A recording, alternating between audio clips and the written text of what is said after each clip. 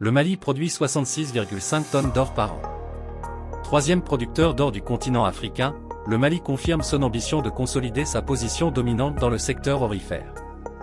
Avec une production annuelle atteignant 66,5 tonnes, le représente un pilier majeur de l'économie malienne, contribuant à 70% des exportations et 25% des recettes fiscales du pays. Cette ressource précieuse, qui génère plus de 500 milliards de francs CFA pour le budget de l'État, joue un rôle crucial dans le développement économique du Mali, représentant 10% de son produit intérieur brut.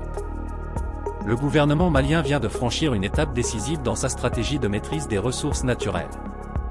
Un permis de recherche a été accordé à la société de recherche et d'exploitation minière Sorem pour explorer une zone de 97,41 km² à Intaaka, située à seulement 80 km de la ville de Gao. Cette décision marque un tournant dans la politique minière du pays, jusqu'alors dominée par des compagnies étrangères telles que les sociétés canadiennes, australiennes et britanniques. Rappelons que la Sorem est une entreprise publique créée en novembre 2022 qui incarne la volonté des autorités de transition d'accroître les bénéfices tirés des richesses du sous-sol malien. Le choix d'Intaaka comme site de prospection n'est pas anodin.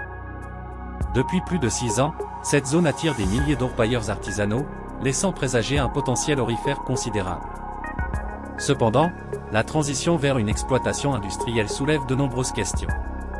Le sort des mineurs artisanaux, l'impact environnemental et les enjeux sécuritaires dans une région instable figurent parmi les défis à relever. L'initiative d'Intaaka s'inscrit dans une stratégie plus large de nationalisation des ressources minières.